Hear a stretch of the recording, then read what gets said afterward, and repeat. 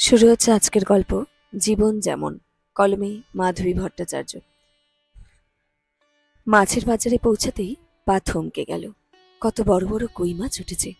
নীলু খুব ভালোবাসে এরকম বড় বড় দেশি কই। দীর্ঘশ্বাস ফেললেন বিজন। এখন নীলু আর সেই নীলু নেই।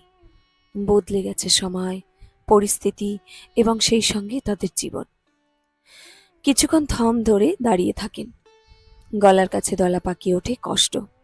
ধীরে ধীরে ফিরে চলেন মাছের বাজার থেকে। সবজির বাজারে ঢুকে টুকটাক কিছু সবজি কিনে বাড়ির পথ ধরেন। এক আকস্মিক ঝড়ে তাদের সাজানো সংসার নিমেষে ছারখার হয়ে গেছে। থমকে গেছে সময়। জীবনের প্রয়োজনে যে কাজগুলো না করলেই নয়, সেগুলোই করে চলেছেন যন্ত্রের মতো। কণা রান্নাঘরে সকালের খাবার বানাচ্ছিলেন। বিজনের পায়ের আওয়াজে ঘুরে তাকালেন। দু চোখের নিচে অনিদ্রার গাঢ় কালি, অদ্ভুত শীতল দৃষ্টি চোখে মানসিক ক্লান্তি অথবা অবসাদ দৃষ্টিতে ছাপ ফেলে রেখেছে। থলেটা নামিয়ে রেখে বিজন প্রশ্ন করলেন, নীলু কোথায়? ঘুম থেকে উঠে ব্যালকনিতে গিয়ে সেই যে বসেছে, আর নড়াচড়া নেই। চা দিয়েছিলাম, দেখো ঠান্ডা হয়ে, জলটাও মুখে তোলেনি। কণা ক্লান্ত গলায় বললেন, কিছুদিন সময় দাও। এত বড় শোক, এত আঘাত সয়ে যেতে একটু সময় তো লাগবে। ধীরে ধীরে সব ঠিক হয়ে যাবে। যেন নিজেকে সান্ত্বনা দেওয়ার চেষ্টা করলেন বিজন। আমি আর সহ্য করতে পারছি না গো।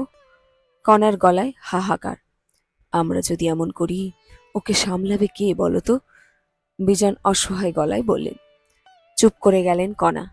বিজন ব্যালকনিতে গিয়ে দেখলেন নীলু আনমনে নিচের রাস্তায় তাকিয়ে আছে। সামনে ছোট্ট টেবিলে পড়ে রয়েছে চায়ের কাপ। কিরে মা, চা খেলি না? চমকে তাকালো নীলু।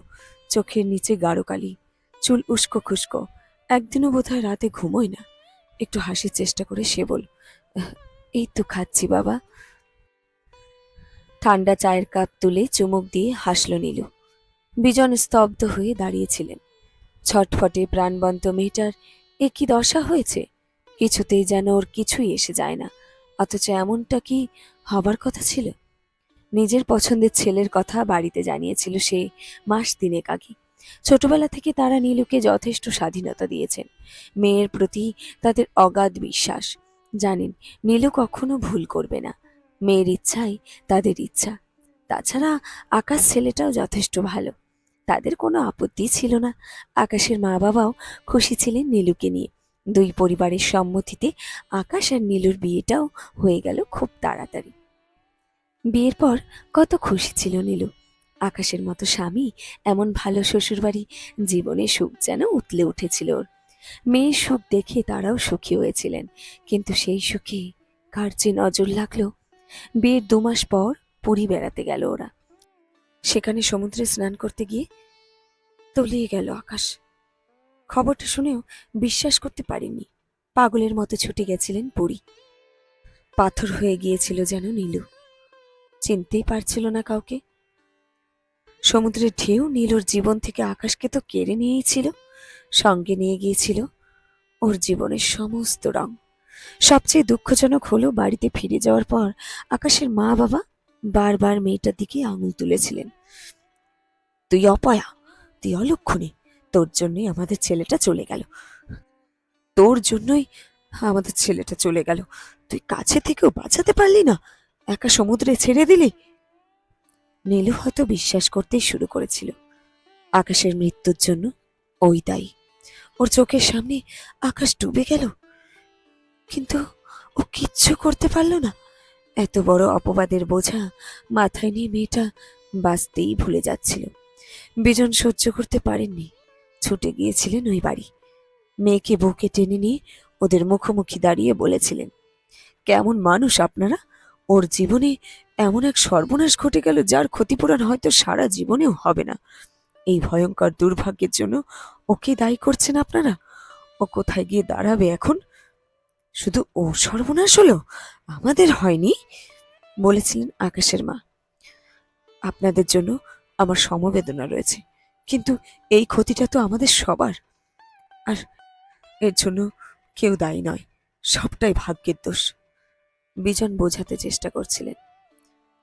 আপনাদের মেয়ে আমাদের ছেলেটাকে খেয়েছে, আমার আকাশ ওর জন্যই হারিয়ে গেছে। শোকে পাগল এক মায়ের কথাগুলোকে না ধরতেই পারতেন বিজন, কিন্তু মেয়ের ফ্যাকাশে মুখের দিকে তাকিয়ে তার মনে হয়েছিল এখানে থাকলে ও আর বাঁচবে না। সেই মুহূর্তে নীলুকে নিয়ে বেরিয়ে এসেছিলেন ওই বাড়ি থেকে। তারপর দুজনে মিলে অনেক কষ্টে সামলে রেখেছেন মেয়েকে। নীলু যেন থেকেও নেই, কোনো কথা বলে না, সারাক্ষণ নিজের ঘরে স্বেচ্ছাবন্দী হয়ে থাকে। কবে সবকিছু স্বাভাবিক হবে অপেক্ষায় থাকেন বিজন। কথায় বলে সময় সব কিছু ঠিক করে দেয়। হলো ঠিক তেমন। মা বাবার যত্নে ভালোবাসায় ধীরে ধীরে নীলু স্বাভাবিক হয়ে আসছিল। আগের মতো চুপচাপ থাকে না আর। যেটুকু বিষাদ রয়ে গেছে সেটুকু কেটে যাবে সময়ের সাথে সাথে। নিশ্চিন্ত হন বিজন আর কণা।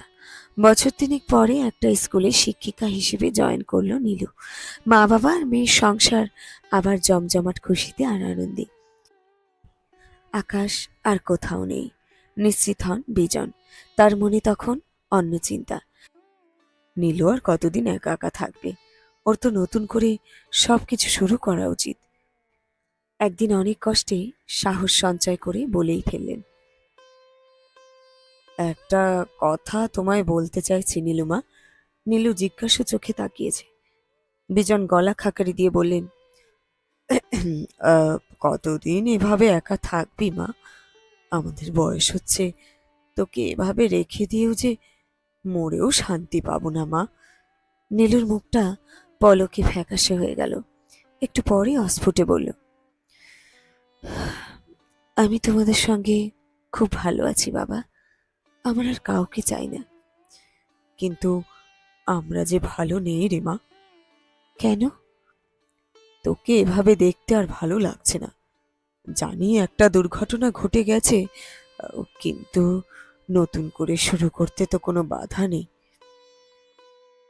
আমাদেরও তো স্বাদ হয় নাতি নাতনির মুখ দেখতে, বুঝিস না কেন? কণা বলেছেন।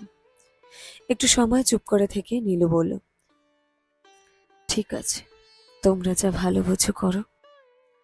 খোঁজাখুঁজি করে একটা ভালো ছেলের খোঁজ পেয়ে গেলেন বিজন। মৃন্ময় সত্যিই ভালো ছেলে। নীলুর ব্যাপারে সব জানানো হয়েছে ওকে, ওর মা বাবাকে। সব জেনেও ওদের কোনো আপত্তি ছিল না। নীলুও চুপ করে মেনে নিয়েছে সব। বিয়ের দিন বিকেলে পার্লার থেকে লোক এলো নীলুকে সাজিয়ে দিতে। নীলু নিজের ঘরে বিশ্রাম করছিল। মেয়েকে ডাকতে গেলেন কণা। ভেজানো দরজা ঠেলে ঘরে ঢুকেই পাথর হয়ে গেলেন। আকাশের একটা ছবি বুকে জড়িয়ে আকুল হয়ে ফুলে ফুলে কাঁদছে নীলু।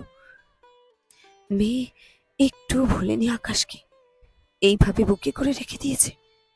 এগিয়ে গিয়ে মেয়ের মাথায় হাত রাখলেন কণা। মায়ের বুকে ভেঙে পড়ল নীলু। কাঁদুকো, হালকা হোক। ওর হাসি মুখের আড়ালে যত বেদনা লুকিয়ে আছে সবটুকু মেলে ধরে একটু সান্ত্বনা পাক। মৃন্ময় নীলুকে আকাশের মতোই ভালোবাসবে। আপাতত এই আশায় বুক বাঁধেন কণা দেবী। শেষ হলো আজকের গল্প জীবন যেমন। কলমে মাধবী ভট্টাচার্য। গল্পটি সংগৃহীত হয়েছে ফেসবুক পেজ থেকে। নাম গল্পগুজব। গল্পগুজব, কলমে মাধবী ভট্টাচার্য।